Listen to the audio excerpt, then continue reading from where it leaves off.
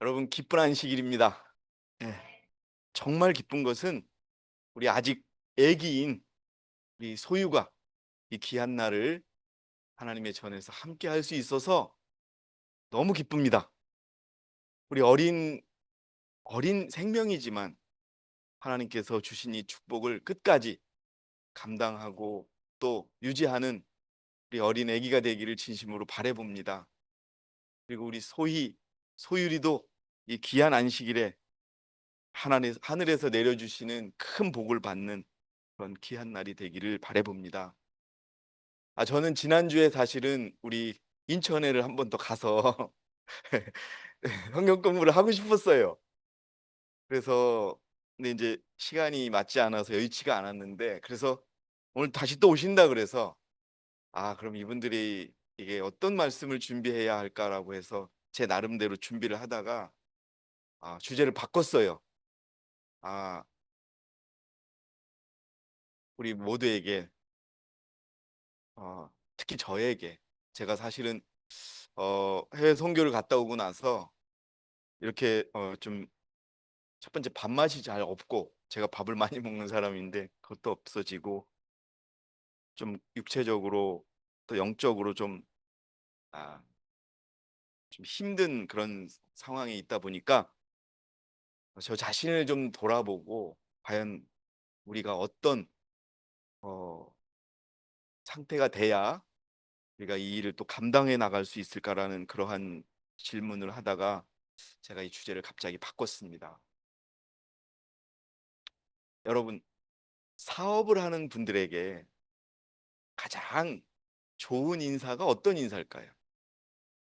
우리 지금 제가 이번에 멕시코에 가가지고요. 멕시코에 조그만한 피라미드가 굉장히 유명한 지역이에요. 포슬란이라고 하는 데인데 사람들이 막 어마어마하게 모여요. 거기에서 사업을 하는 우리 한 형제님을 만났어요. 헤르만 형제님인데, 저는 처음에 뵀을 때 조그만 식료품을 하는 분이구나라고 생각을 했는데 아니더라고요. 뭐 집에 초청을 해서 갔더니 뭐 호텔로 하는 거예요. 큰 호텔도 하고 상당히 재력가예요. 그러면서 하는 말이, 그분이 그 사업을 통해서 항상 교회를 도와주고 또 교회를 도와주다 보니까 그 사업은 더 번성하고 그런 걸 봤거든요. 그래서 여러분, 제가 그랬어요. 그분에게 이제 아주 맛있는 피자를 대접해 주더라고요. 그래서 이 피자가 어디 있습니까? 그랬더니 이 피자를 저는 만드는 줄 알았어요. 집으로 초청하길래. 집도 아주 좋아요. 그래서 아주 싱싱한 샐러드를 하고 주스도 직접 만들고 피자도 집에서 나오길래 나는 저 집에서 피자를 만들었나 싶었어요. 피자가 자꾸 나오는 거예요. 그랬더니 물었더니 이거 내가 파는 피자입니다 그러더라고요. 근데 정말 맛있었어요. 예. 그 그러면서 그분의 마음에, 그래서 제가 형제님 정말 감사합니다. 제가 형제님의 이 사업에 형제님의 사업에 하나님께서 축복하시기를 바라겠습니다. 그랬더니 고맙습니다 그러더라고요. 그래서 사업하는 분들에게 가장 여러분 좋은 인사가 어떤 인사인 줄 아세요?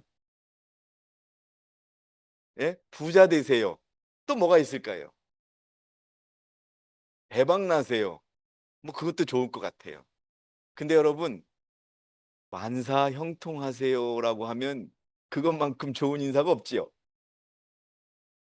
예? 특히 사업하는 분들에게 형통하세요라고 하는 그 인사가 그렇게 좋대요. 사업하는 사람들의. 근데 여러분, 형통하는 방법이 뭘까요? 만사 형통하는 방법이. 오늘 이 주제가 바로, 우리가 오늘 이 주어진 주제대로 우리를 변화시킨다면 만사형통이에요. 아마 어떤 분은 그럴 줄 몰라요. 목사님, 무슨 14만 4천이 우리 인생의 모든 문제를 풀어줄 수 있을까요? 라고 물을 수 있겠지만은 그게 아닙니다, 여러분. 제가 여러분 분명히 약속드릴게요. 만약 오늘 저희가 전해드리는 이 말씀을 여러분들이 받아들이시고 그렇게 변화시킨다면 만사형통이에요. 만사형통입니다. 사람들이 그래요. 예? 돈에 문제가 생기면 돈으로만 한번 풀어보려고 해요. 우리 한국에 여러분 TV에 보면은 어린아이들 상담해주는 유명한 교수님 있죠? 여자분. 예, 오은영이라는 그분. 혹시 그분의 그 카운셀러 상담을 한 번이라도 두 번이라도 들어보신 분 계세요? 어우, 아우, 소율이. 그분이 항상 얘기하는 게 뭐예요? 예? 자녀들의 문제는 자녀들의 문제가 아니다. 부모의 문제다라는 거예요. 그래서 부모가 행복하면 자녀가 행복한 거거든요. 근데 사람들은 자녀한테 뭐가 문제냐, 뭐를 풀려고 하거든요. 근데 그분이 그러는 거예요. 모든 문제는 부모가 가지고 있는 문제부터 시작이 된 거다. 여러분, 오늘 우리가 살아가는 그리스도인으로서, 그리스도인으로서 과연 우리가 어떤 그리스도인이 되어야 되는 거에 대한 어떤 관심이 있으시다면, 여러분, 이 문제를 통해서 여러분이 가지고 있는 영적인 또 육적인 모든 문제를 푸시기 바랍니다. 만사 형통하는 겁니다. 여러분, 창세기 39장 2절 한번 나중에 찾아보세요. 거기에 하나님이 요셉과 함께 있으니 요셉이 만사 형통하더라라고 돼 있습니다. 한번 찾아주세요. 최인선 자매. 창세기 39장 2절입니다.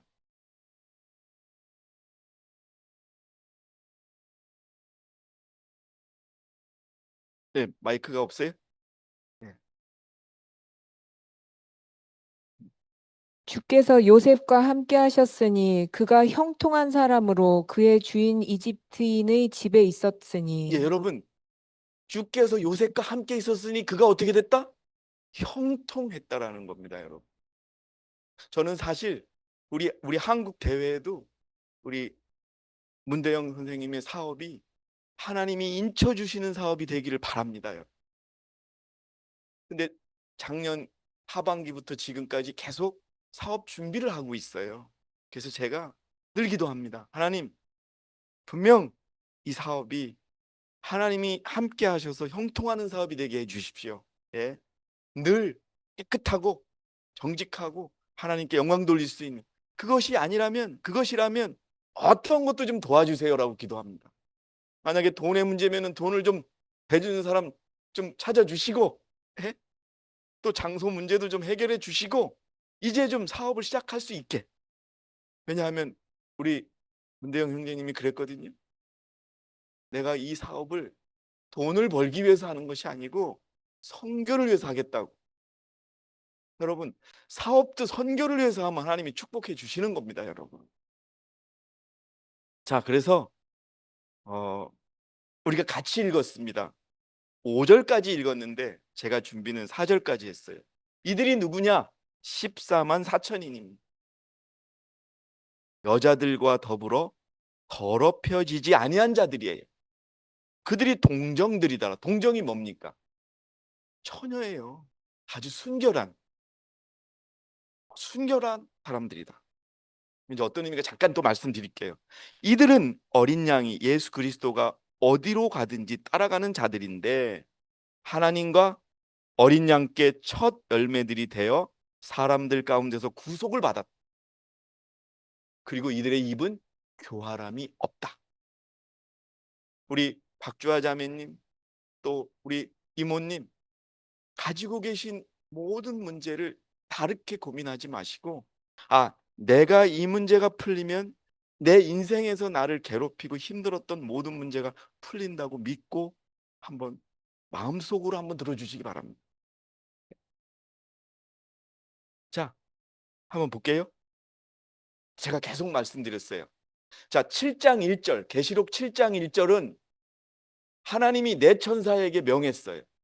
사실 하나님이 명한 게 아니라 지금 이 2절과 3절에 나오는 천사가 명한 거예요. 붙잡고 있어, 바람을. 내가 인칠 때까지. 그거거든요. 근데 그 7장 1절이 지나니까 2절 3절에 뭐가 오냐면은 또 내가 보니 다른 천사가 동쪽에서 올라오는데 살아계신 하나님의 인장을 가지고 있다. 이 천사가 뭘 하는 거예요? 안식일을 정말 충성을 다해 지키는 자들 위해 도장을 찍는 겁니다, 여러분. 인장이 그 도장을 막 찍는 게 아니에요. 여러분 지금 여기 지금 이마에 도장 찍는 그림이 있겠지만 실제 도장은 아니에요. 예? 그러나 여러분 혹시 낙인이라는 거 아세요? 낙인? 혹시 낙인이 무슨 뜻이에요? 예? 예. 낙인은요 나쁜 의미가 아니에요. 근데 그게 찍혀서 노예에게 찍었으니까 낙인이 돼 버린 거거든요. 낙인은 쉽게 얘기해서 큰 농장에 소를 수천 마리 키우는 사람이 있어요. 근데 그 사람이 강운산이에요. 근데 그 소가 잃어버릴까 봐 거기다가 뭘 하냐면은 인도했다 해 가지고 강운산을 찍는 거예요. 그러면은 송아지부터 클 때까지 그 소는 언제까지 누구 거예요? 내 거잖아요. 하나님이 인을 찍는다는 것은 너는 내 거야라고 인도로 찢어 준다는 거예요. 근데 진짜 인도는 아니에요. 어떤 거냐? 어떤 상황이 와도 하나님에 대한 믿음이 변하지 않는 그 표라는 겁니다, 여러분. 그래서 그 도장을 찍는 인사가 동쪽에서 올라오는데 잘 들어보세요. 그가 땅과 바다를 손상시킬 권세를 받은 내 천사. 1절의 천사예요. 바람을 붙들고 있는 전쟁을 막고 있는. 근데 어떻게 해요, 지금? 전쟁이 지금 막 일어나잖아요. 큰 음성으로 소리질러 말하기를 얘들아 너 바람 끝까지 붙잡고 있어. 왜? 내가 14만 4천 명의 인을 찍을 거야 라고 얘기하는 거예요. 자, 그러면 여러분 이 천사가 어떤 천사일까요? 잠깐 한번 볼게요. 자, 바람을 붙들고 있는 천사는 아니에요. 자, 다른 천사가 동쪽에서 올라왔어요. 자, 이 천사는 어떤 천사일까요? 바로 우리입니다. 셋째 천사인 거예요. 자, 볼게요. 자, 셋째 천사가 결국 하는 일이 뭐냐? 여러분, 우리는 넷째 천사예요. 근데 넷째 천사는 기별이 있어요, 없어요? 없어요. 어떤 기별을 전해요? 셋째 천사의 기별을 전하는 거예요. 자, 우리가 전하는 기별로 인해서 뭐가 이루어져요? 하나님의 계명을 지키고 예수 믿음을 지키는 자들이 나오는 거죠. 예. 자, 초기문집 118페이지에 보니까 여러분 이게 화이 부인이 첫 번째로 본 계시예요. 화이 선지자가 처음으로 계시를 본 거 이겁니다. 뭐냐? 나는 그때 셋째 천사를 보았다. 제가 이제 왜 도장을 찍는 천사가 셋째 천사인지 알려드리는 거예요. 나는 그때 셋째 천사를 보았다. 나를 수행하는 천사가 말했다. 그의 사업과 사명은 두렵고 놀라운 것이다.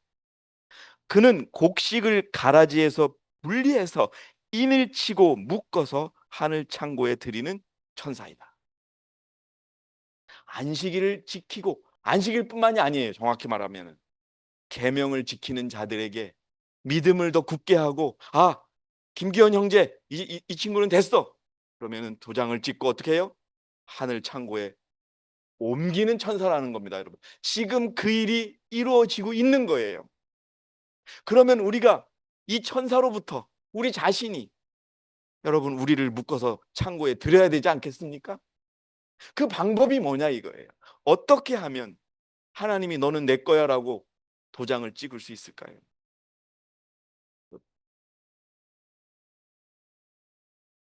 누가 인을 받는? 여러분, 자 보세요. 계시록 14장 4절 읽었어요. 근데 오징어에 보니까 이렇게 나와요. 안식일을 지키노라고 공언하는 모든 자들이 인을 받지는 못할 것이다. 이게 무슨 말이에요? 안식일을 지키면 인을 받아야 되잖아요. 근데 뭐라고 나와요? 그리고 두 번째는 뭐예요? 다른 사람들에게 진리를 가리키는 자들 가운데도 이마에 하나님의 인을 받지 못한 자들이 있다. 목사나 사역자들도 인을 못 받는 자가 나온다는 거예요. 그러면 안식일을 어떻게 지켜야 되는 거예요?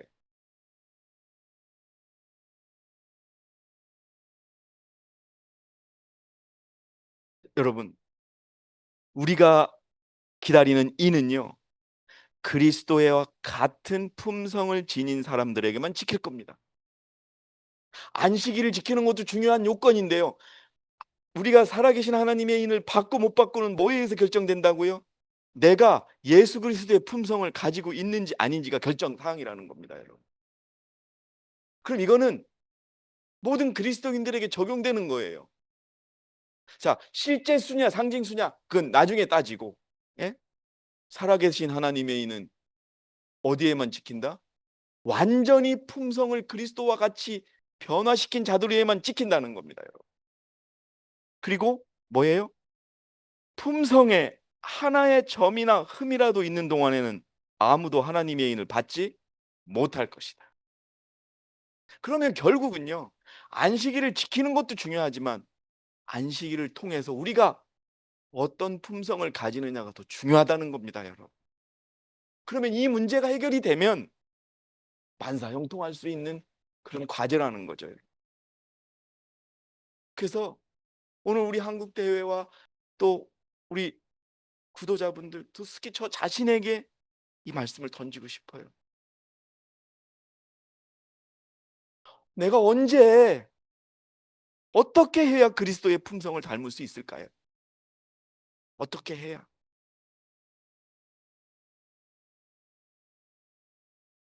여러분, 이들의 특징이 있어요. 새 노래를 부른대요. 14장 3절에 보니까 그들이 보좌 앞과 내 짐승과 장로들 앞에서 새 노래 같은 거를 불렀는데 땅에서 구속부를 받은 14만 4천 명에는 그 노래를 배울 사람이 없더라. 이 사람들은요, 시련과 고통 속에서 인을 받는 거예요. 여러분, 그냥 꽃길 속에서 인을 받는 게 아니에요. 좌절하고 포기하고, 아까 우리 기억절 외웠죠? 실망하고 당혹스러운 일 당하고, 그래도 뭐예요? 그걸 끝까지 그리스도와 함께 견뎌냈던 자들의 경험의 노래인 겁니다. 이거는 경험의 노래는 내가 경험한 걸 우리 범준이가 몰라요. 우리 최준선 자매가 제가 경험한 거 몰라요. 내가 하나님만을 의지하고 이겨냈던 일들의 그 경험의 노래를 부르는 겁니다, 여러분. 이 노래를 부르셔야 합니다, 여러분. 자, 동정. 예, 여러분, 이 여인은요, 여인은 순결한 교회를 상징해요. 그러니까 여인과 더불어 더럽혀졌다는 거는요, 순결하지 못한 교회 속에 있었다는 거예요. 계시록 17장 1절과 5절에는요, 큰 창녀라고 하는 용어가 나와요. 아실 겁니다, 아마. 큰 창녀는요, 캐톨릭, 로마 캐톨릭을 의미하는 겁니다. 그럼 작은 창녀는 뭐냐? 여러분, 불행하게도 개신교회가 작은 창녀. 왜? 큰 창녀를 따라가니까. 큰 창녀를 따라가서, 여러분, 개신교회가 어떻게 생겼어요? 믿음으로 말미암아 살리라 해서 생긴 게 개신교회잖아요. 예? 근데 어떻게 됐어요? 따라가요. 어떻게 따라가요? 천주교회가 시키는 대로 그대로 따라갑니다. 앞으로는 여러분, 천주교가 한 일을 개신교가 합니다. 개신교가 여러분 일요일 때문에 우리가 지키는 이 안식일, 우리 여러분 다 용광로에 들어가야 돼요. 여러분 안식일 지키길 원하신다면 그 일을 누가 하느냐? 천주교회가 하는 게 아니에요. 이제는 누가 한다고요? 개신교회가 합니다. 미국을 등에 업은 개신교회가 할 겁니다. 자, 어쨌든요, 계시록 17장 1절에 5절에는 이리 오라, 많은 무리에 앉은 그 큰 장녀의 심판. 무리에 앉았다는 얘기는요, 이 세상 모든 거민들 위해 앉아 있다는 거예요, 지금 이 창녀가. 예? 근데 여기서 나와야 돼요. 우리는 창녀를 따라가는 게 아니에요. 우리는 거룩하고 순결한 여인을 따라가야 돼요. 거룩하고 순결한 교회를 따라가야 된다는 말입니다, 여러분. 예. 그리고 그녀의 이마에 한 이름이 기록되어 있는데 바벨론이라. 큰 바벨론이라. 땅의 창녀들과, 땅의 창녀가 누구예요? 개신교입니다, 여러분. 타락한 교회입니다. 거기에 휩쓸리지 않은 자들이라는 겁니다. 14만 4천의 인을 받은 자들이요, 여러분. 자, 첫 열매예요. 여러분, 누가 첫 열매입니까? 예수 그리스도가 첫 열매였어요. 근데 사단이 뭐라 그랬어요? 예수님은 하나님이었기 때문에 율법을 지키셨다고 주장을 한 거예요. 그래서 예수님이 사단에게 얘기합니다. 내가 믿음으로 나를 믿어서 율법을 지키는 자를 보여줄게. 약속을 한 거예요. 하나님과 여러분, 하나님과 사단의 싸움은 다른 게 없어요. 율법이에요. 더 정확히 말하면은 여러분, 사단이 건드린 율법이 10계명 중에 어떤 거예요? 넷째 가지고 싸우는 거예요. 사단이 왜 바꿨을까요? 너무 힘들고 가혹하다고 진짜 바꿔버린 거예요. 하나님은 뭐라 그래요? 아니야. 여러분, 하나님이 우리 죽이려고 율법 만드셨어요? 우리 복 주려고 만드신 거잖아요. 사단은 그렇게 왜곡한 거예요. 그런데 자꾸 율법을 공격하니까 그럼 좋아. 나를 믿고 율법을 지키는 자를 내가 보여줄게. 그게 여러분 14만 4천입니다, 여러분. 여러분, 하나님이 함께 하신다는 위력을 아세요? 제가 아, 이제 다른 생명보험이나 이런 건 안 드는데 대충의 지침에 따라서 외국에 갈 때는 여행자 보험은 들어요. 혹시라도 뭐 가방을 잃어버렸다든지 이런 게 나올 수 있으니까. 한 번은 베트남 갔을 때 그 혜택을 봤어요. 근데 여러분, 정말 여러분 가슴에 손을 얹고 한번 제 말씀에 대답해 보세요. 우리 이모님, 예수님이 늘 함께 하신다면은 두려운 게 있을까요, 없을까요? 아니, 크게 좀 말씀해 보세요. 없지요. 없어요. 이런 확실한 보험이 어디 있어요, 여러분? 예? 이런 확실한 보험이 없어요. 그런데 여러분, 지금 오늘 교과에서 배운 것처럼 다니엘의 세 친구들이 어디 들어갔어요? 용광로 들어갔죠. 왜 들어갔어요? 여러분, 왜 들어갔어요? 예? 예, 우상을 섬기지 않고 누구를 믿겠다고 선택한 거예요? 하나님을 믿겠다고 선택해서 용광로에 들어간 사람을 하나님이 안 지켜주면 누가 지켜줍니까, 여러분? 예? 하나님이 안 지켜주면 누가 지켜줘요? 똑같은 겁니다, 여러분. 우리가 목숨을 내놓고 직장을 내놓고 돈을 내놓고 안식일을 지킨다고 하면 당연히 하나님이 당연히 지켜주죠. 그게 첫 열매라는 겁니다, 여러분. 그걸 믿고, 예? 여러분, 레셈블 형제라는 분 기억하세요? 내가 정말 좋아하는데 21살짜리 청년이 베를린 형무소에서 죽었어요. 왜? 나는 안식일 때문에 전쟁에 참여할 수 없다고. 이제 막 결혼해가지고, 예? 어머니는 걱정한 거예요. 내 아들 결혼해서 아기도 못 낳고 죽나 보다 하고. 그때 그 아들이 뭐라 그래요? 그 형무소에서는 네가 한번 안식일에 전쟁해 보겠다는 걸 생각만 하면 내가 죽이진 않는다고 협박을 했어요. 근데 뭐라 그랬어요? 선을 그었어요. 그러면서 어머니한테 그래요. 어머니, 슬퍼하지 마세요. 믿음을 굳게 하세요. 나는요, 하나님이 좋아하시는 길을 갑니다. 예수께서 이 왕국은 내 왕국이 아니라 그랬어요. 내 왕국도 이 땅이 아니에요. 예수 그리스도를 영화롭게 하기 위해서 나는 죽습니다 하고 죽었어요, 여러분. 하늘에 분명히 가 있는 형제일 겁니다, 여러분. 지금은 잠들고 있겠지만. 여러분, 그렇게 어떤 상황이 되든지 어린 양을 따랐던 자들이 바로 그런 자들인 겁니다, 여러분. 우리도 육적으로 힘들 수 있어요. 정신적으로 고통스러울 수 있어요. 하지만 어린 양이 어디를 가든지 따라간다면 우리는 죽지 않는단 말입니다, 여러분. 우리 황 선생님의 후배분이 갑자기 돌아갔죠. 그런 사람이 여러분 한두 명이 아니에요.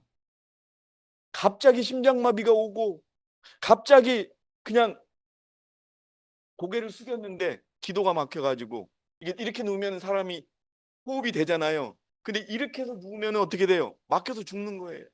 교통사고로 죽는 사람, 화재로 죽는 사람 얼마나 많아요. 근데 박주아 자매님 어디 털끝 하나에서 다치세요? 아니죠. 왜 그런가요? 왜 그럴까요? 하나님이 지키고 계신 거예요, 여러분. 그거 믿으세요, 여러분. 우리가 그걸 잊어버려요. 그리고 그들의 입에는 교활함이 찾아볼 수 없어요. 근데 여러분, 왜 성경은 하나님의 보좌 앞에서 흠이 없어야 된다고 할까요?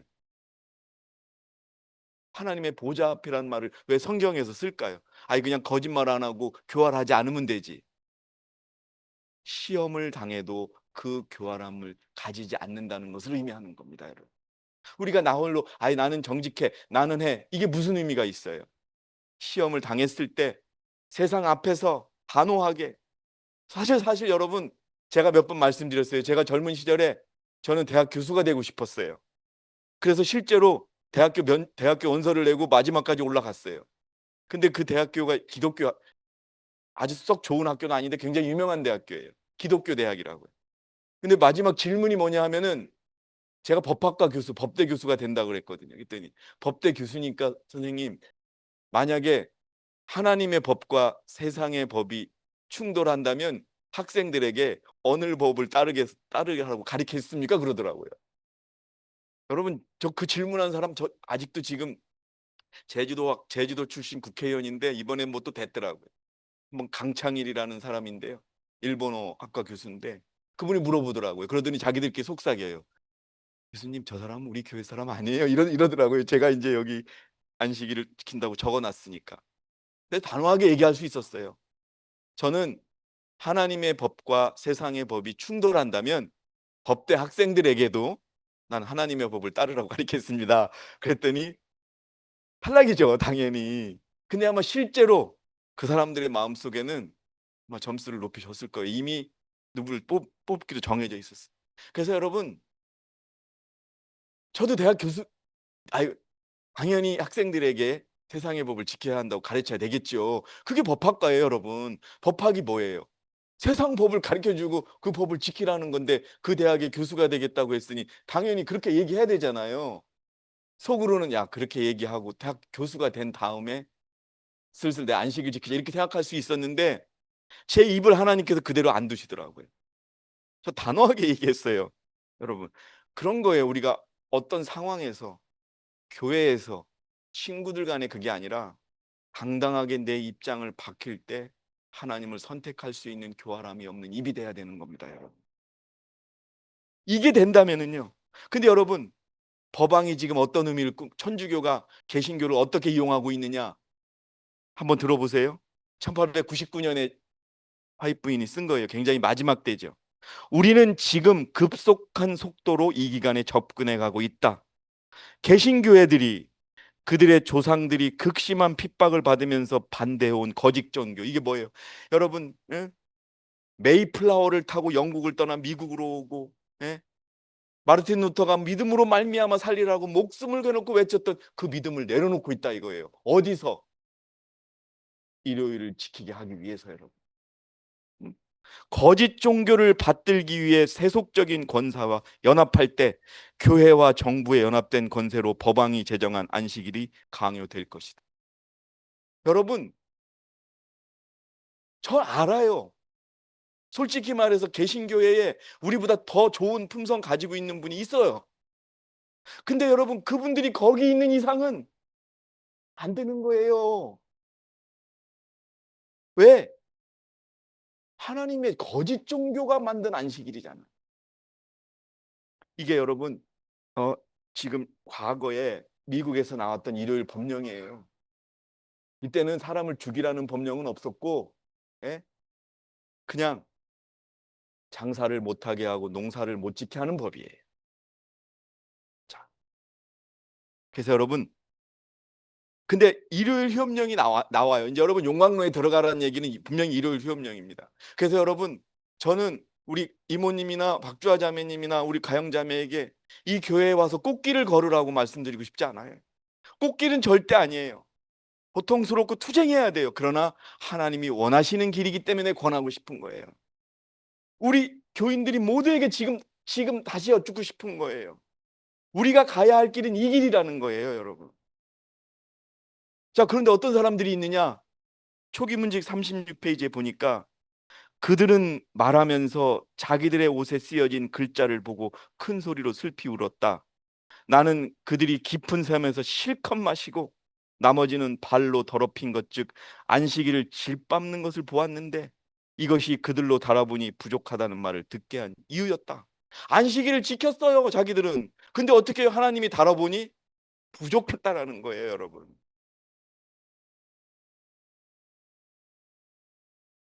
내가 들으니 하늘에서 다른 음성이 나와서 말하기를 나의 백성들아 그녀에게서 나오라 이거예요. 그 창녀에게서 나오라는 겁니다, 여러분. 바벨론에서 나오라는 거예요. 이거는요, 구도자들에게만 적용되는 말이 아니에요. 지금 교인이라고 하는 우리조차도 침례를 받고 믿는다고 하면서도 그녀에게 따라가고 있다면 나오란 말입니다, 여러분. 우리가 믿는다고 하면서 왜 말씀대로 안 살아요? 똑같은 거예요. 자, 여러분, 이렇게 해서 나오면은 이제 인을 이렇게 봤는데 그럼 늦은 비는 뭐냐? 여러분, 늦은 비가 우리가 필요해요, 안 필요해요? 우리 개신교에서도 늦은 비 받기를 원하죠. 뭐 늦은 비 얘기해요. 우리도 마찬가지예요. 왜 그러냐면은 살아계신 하나님과 늦은 비는 우리의 구원의 필수적인 하나님의 축복인 거예요. 그래서 여러분, 야고보서 5장 7절 8절에 보니까 농부가 땅에서 나는 귀한 열매를 바라고 이른 비와 늦은 비를 받을 때까지 오래 참나니 너희도 인내하여 마음을 견고케 하라. 이때 필요한 게 뭐냐면 늦은 비예요. 늦은 비는 뭐냐 하면은 꽃길이 아니라 그랬죠. 가시밭길이에요. 그러나 하나님과 함께하는 길인데요. 즉 우리가 그 시련을 견딜 수 있는 강한 믿음이에요, 여러분. 이른 비는요. 한국하고 이 예수님이 사셨던 땅은 반대예요. 한국은 지금이 봄이잖아요. 지금 이른 비가 내려요, 한국은. 근데 이스라엘 땅에는 가을이에요. 이른 비는 목적이 뭐냐? 뭘까요? 복음이 우리의 마음속에 싹트게 하는 게 이른 비예요. 그럼 늦은 비는 뭐냐? 그 싹튼 복음이 자라서 우리가 누구와 같이 되는 거? 그리스도와 같이 되는 그러한 그 축복이 바로 늦은 비인 겁니다, 여러분. 여러분 아까 뭐라 그랬어요? 살아계신 하나님은 예수 그리스도와 같은 품성이 찍히지 않으면 안 된다 그랬죠. 근데 여러분 이른 비와 늦은 비 가운데 우리는 늦은 비를 지금 바래요. 여러분 우리가 우리 안에 복음이 와서 내 안에 그리스도가 자라서 완성한 품령에까지 이르게 하는 게 바로 늦은 비라는 겁니다, 여러분. 시기는 달라요. 봄하고 가을이라는 거 목적 제가 설명해 드렸고 이른 비는 뭐냐? 여러분 겨울이 막 지나면 땅이 어떻게 돼요? 시골에 살아보면 이제 막 모 심으려고 막 땅을 갈아엎죠. 그때 내려주는 비가 땅땅하게 굳은 땅을 풀어주고 씨앗이 땅에 떨어져서 발화될 수 있도록 해주는 게 이른 비예요. 늦은 비는 뭐냐? 곡식이 완전하게 자라주는 그런 비란 말이죠. 자, 다시 한번 말씀드릴게요. 우리의 품성에 하나의 점이나 흠이라도 있는 동안에는 이를 못 받아요. 자, 우리의 품성에 있는 결함들을 고쳐서 정결케 될 때 오순절날 제자들에게 이른 비가 내렸던 것처럼 늦은 비가 우리에게 내릴 것이다. 여러분, 이른 비가 내렸던 이유가 뭘까요? 예? 여러분, 날 좀 도와주시겠어요? 이른 비가 내린 이유가 뭘까요? 여기 지금 나왔잖아요. 정결케 되었을 때. 언제 우리가 정결케 돼요? 회개했을 때 정결케 된 거예요, 여러분. 마가의 다락방에서 그들은 완전한 회개를 했고 완전히 하나가 되니까 성령이 부어진 거예요, 여러분. 그게 이른 비예요. 근데 늦은 비를 받기 위해서는 이른 비가 필수적이라는 겁니다. 우리 재경욱 사모님, 늦은 비를 받으려면 이른 비를 안 받고 가능해요? 불가능합니다. 예. 왜? 아니 싹도 안 여기 씨앗도 안 뿌려졌는데 어떻게 열매가 맺히겠어요? 예? 근데 사람들이 어떻게 생각하느냐? 그냥 늦은 비 내가 받으면 모든 게 다 해결될 줄 알아요. 안 되는 거예요. 경험하지 않고 그리스도를 경험하지 않고 시련을 견뎌내지 않은 그 마음의 복음의 씨앗은 뿌려질 수 없는 겁니다, 여러분. 나중에 내 믿음이 아니요라고 떠나는 거예요. 여러분, 아유 목사님 뭐가 이게 만사형통이에요? 아니에요, 여러분. 이렇게 우리가 산다면 만사형통이 되는 거예요, 여러분. 자, 목사와 복음사역자에게 보내는 권면 507페이지에 뭐라고 나왔냐면은, 근데 불행하게도 많은 사람들이 이른비를 받는 일에 엄청나게 크게 실패했다. 받았다는 거예요? 못 받았다는 거예요? 못 받았다는 거예요. 근데 어떻게 생각하고 있느냐? 그들은 늦은 비에 의하여 부족함으로 채워질 것으로 기대한다. 그냥 늦은 비만 받으면 이른 비 때 그게 이제 치유될 거라고 믿는다 이거예요. 근데 그게 가능하다 안 가능하다? 택도 없는 소리다라는 거죠. 여러분, 지금 우리가 늦은 비를 받기 위해서는 회개하라는 겁니다, 여러분. 그리고 이른 비를 받으라는 거예요. 만사형통하는 방법이에요. 하나님이 함께 하신다는데? 저는 그걸 알아요, 여러분. 하나님이 함께 하시면 어떻게 우리의 일을 바꿔주시고 어떻게 우리의 기도를 들어주시는지 저는 수차례 경험했기 때문에 이건 분명 만사형통의 길인 것입니다. 그러나 부딪히는 건 고통스러워요. 꽃길이 아니에요. 얼마나 괴롭히는 줄 아세요? 여러분, 지금도 이른 비에 뗀 거예요. 이른 비에 지금도. 늦은 비를 원한다면 지금 이른 비를 받으시기 바랍니다, 여러분. 그러면 되는, 우리가 이게 안 되는 거예요, 이게. 예. 저도 어떻게 하면 참 그렇잖아요. 우리가 이 조그만한 교회 다니면서 먹고 싶은 거 못 먹고 입고 싶은 거 못 하고 하고 싶은 거 못 하면 여기까지 20년, 30년, 40년을 왔는데 우리가 구원을 놓친다면은 우리처럼 억울한 사람이 어디 있겠어요? 예? 차라리 그냥 먹고 마시고 떠드는 사람보다 똑같잖아요, 결과는. 여러분, 예수께서 누가복음 2장 37절에 베드로에게 베드로가 답변하기를 회개하라. 그리고 죄사함을 받으는 것으로 인하여 너희 각자는 예수 그리스도의 이름으로 침례를 받으라. 그러면 너희가 성령의 선물을 받으리라. 이게 이른비의 약속인 것입니다, 여러분. 그때부터 지금까지 이건 열려 있는 거예요, 여러분. 구하는 자는 얻을 것입니다, 여러분. 자, 근데 제가 요거는 꼭 넣고 싶었어요. 예? 이른비와 늦은비가 어디에 내리느냐? 하나님의 교회 위에 내린다는 겁니다. 아까 말한 창녀로 인해 더럽혀진 교회에 내리는 것이 아니라 여러분, 하나님의 참교회에 내린다는 거예요. 동방 나라들에서 파종기와 추수기에 내리는 이른비와 늦은비의 상징을 통하여 히브리 선지자들은 특별한 방법으로 하나님의 교회 위에 부어질 영적인 은혜를 예언하였다. 뭐예요? 결국 비로 비유하는 거지 비가 아니에요. 영적인 축복이라는 거죠, 여러분. 그게 뭐냐? 사도시대에 성령을 부어주심은 이른비, 즉 먼저비의 시작이었고 그 결과는 영광스러웠다. 여러분, 마가의 다락방에 회개가 이르고 나서 하루에 몇 명씩 회개했어요? 3천 명씩 회개했습니다. 3천 명씩. 앞으로 마지막 시대의 회개는 더 엄청난 힘을 가지고 진행이 될 겁니다, 여러분. 자, 종말에도 성령의 임재가 참 교회와 함께 할 것이다.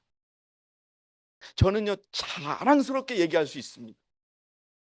여러분, 이 작은 교회가 이 모든 것을 이룰 이 땅의 유일한 교회입니다, 여러분. 왜요? 올바른 믿음으로 말미암는 교리를 가지고 있기 때문에 그런 것입니다. 자, 어느 누구도 저지르기 쉬운 모든 죄와 교만과 이기심과 세상을 사랑하는 마음과 모든 옳지 못한 말과 행동을 극복하여, 여러분, 이걸 우리가 극복해야 된다는 거예요. 그러면 승리를 얻지 못한다면 새롭게 함을 얻지 못할 것을 아는 법. 그래서 저는 저뿐만 아니라 저 자신에게뿐만 아니라 기존의 우리 교인들, 이제 막 우리 교회에 대해서 알아보시는 여러분들께 제안을 하고 싶은 거예요. 우리 이렇게 죄도 버리고 교만도 버리고 이기심도 버리고 세상을 사랑하는 마음도 버리고 말도 좀 바꾸고 행동을 극복해서 이 늦은 비를 받자는 겁니다, 여러분. 이 일 함께 하시지 않으시겠습니까, 여러분? 이러면 만사형통 되지 않으시겠습니까, 여러분? 여러분, 그렇습니다. 모든 과정을 통과하고 모든 시험을 견디고, 이 시험이 일요일 수업령입니다, 여러분. 이긴 자들은 어떤 대가도 감수하고 참된 증인의 권고에 유의하게 되었다. 그러므로 그들은 늦은 비를 받고 승천하기에 합당한 자들이 될 것이다. 이게 만사형통하는 자들인 것입니다, 여러분. 저는 매일 기도합니다. 여러분들이 정말 진정한 하나님의 목소리에 응답하시길. 이거는 기존 교인뿐만 아니라 구도자도 마찬가지입니다. 저 자신도 마찬가지입니다. 교인이라고 목사라고 하면서 저는 하나님의 말씀을 무시할 때가 있습니다. 여러분, 그래서는 안 되는 거지. 자, 여러분 보세요. 그때 어떻게 할 때 우리의 죄가 철저한 이른비 성령을 통해서 회개가 이루어지고 그리스도를 경험해서 그리스도의 품성을 닮을 때, 혹은 주의 앞으로부터 새롭게 함을 잊을 것이며 늦은 비를 받는다는 겁니다. 셋째 천사의 목소리를 높일 힘을 주실 것이다. 여러분, 우리가 이렇게 될 때 정말 안식일을 지킬 수 있는, 예? 여러분, 목사님, 나는요 안식일 일요일 휴업령이 내리면 죽어도 내가 용광로에 들어갈 수 있어요. 여러분, 말한다고 그게 지켜질 수 있을까요? 아닙니다, 여러분. 우리가요 늦은 비를 받아서, 늦은 비는 우리가 견뎌낼 수 있는 힘이라고 그랬잖아요. 여러분들 뭘 하시든지 좋아요. 사업을 하시든지 좋고, 공부를 해도 좋고, 뭘 해도 좋아요. 단 하나, 여러분, 하나님이 늘 함께하는 만사형통한 사람이 되시기 바랍니다, 여러분. 그게 바로 뭐냐? 그리하여 마지막 일곱 재앙이 부어질 때, 이 일곱 재앙은 세상의 모든 사람이 피할 수가 없어요. 그리스도인도 아닌 불교 모든 사람들이 경험하는 재앙인 거예요. 그런데 단 한 부류만 이 재앙을 피해요. 14만 4천인은 이 재앙에서 완전히 제하되는 거예요. 죽이려고 해요, 우리를. 근데 그 칼이 어떻게 된다고요? 지푸라기가 되는 거예요. 우린 산으로 다녀요. 우리가 배가 고파요? 그럼 누가 먹을 걸 갖다 줘요? 까마귀가 갖다 주는 거예요. 그리고 그걸 격파하면은 하나님께서 예수님이 오시는 날 알려주는. 그럼 여러분 변화되는 거예요. 그 인생을 한번 살아보지 않으시겠습니까, 여러분? 뭘 여러분, 우리가 다른 것에 신경 쓰겠어요? 여러분, 정말 그런 생각이 많이 들어요. 저는 지금 미국하고 이란하고 전쟁이 좀 뜸해졌지요. 지금 뭐 하는 줄 아세요? 그 사람들이 왜 이란이 저렇게 갑자기 조용해졌는 줄 아세요? 돈줄을 끊겠다고 하니까 지금 미국이 한국에서 나간 돈이 있대요. 한 60억 불 된대요, 그게. 그거를 미국에서 못 쓰게 한다니까 이란이 지금 가만히 있는 거예요. 예?